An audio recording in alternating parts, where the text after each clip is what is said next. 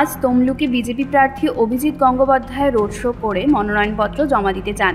সেই উদ্দেশ্যে তমলুক রাজময়দান থেকে নিমতৌড়িতে শোভাযাত্রা করেন তিনি। উৎসাহের সাথে মানুষ অভিজিৎ গঙ্গোপাধ্যায়ের মনোনয়নে হাজির হয়েছে। এদিন তমলুকের রাজময়দান থেকে শোভাযাত্রা সহকারে তমলুকের নিমতৌড়িতে জেলাশাসকের দপ্তরে হাজির হন বিজেপির কর্মী সমর্থকেরা। অভিজিৎ গঙ্গোপাধ্যায় বলেন, যারা বসে আছেন তাদের কারো চাকরি যায়নি, সবটাই সাজানো এবং বানানো।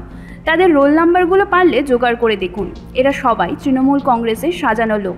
দেখুন, যারা বসে আছে তাদের কারো চাকরি যায়নি, ওসব বানানো, ওসব ডামি কিছু ক্যান্ডিডেট হয় না, এই ডামি লোকজন। ওদের রোল নাম্বারগুলো জোগাড় করুন, দেখতে পাবেন। ওরা হচ্ছে তৃণমূলের সাজানো লোকজন, ওরা এসব বলবে। আর ওদের কুণাল ঘোষই তো বলে গেছে যে 2021 থেকে এই চুরি চলছে। আমি তো ধরেছিলাম হাইকোর্টে বসে 2022-এ, তার এক বছর আগে থেকে চলছে এবং নির্বাচনের আগে থেকে চলছে, তাই না? এটা সবই ওই ওদের যে মুখ্যমন্ত্রী নাকি একটা বলে, সে জানতো সবই, সে ওই চুরির মধ্যে আছে। আশা করছি শিগগিরই ধরা পড়ে যাবে সব।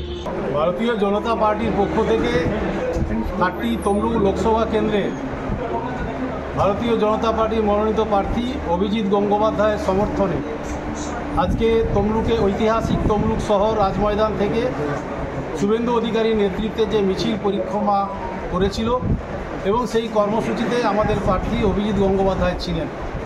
মিছিল শেষ হয় হাসপাতাল মোড়ে। তমলুক থেকে নিজস্ব প্রতিনিধির রিপোর্ট, এএনএম নিউজ। আরও খবরের আপডেট পেতে সাবস্ক্রাইব করুন আমাদের ইউটিউব চ্যানেলটি আর বেল আইকনে ক্লিক করুন নোটিফিকেশনস পেতে।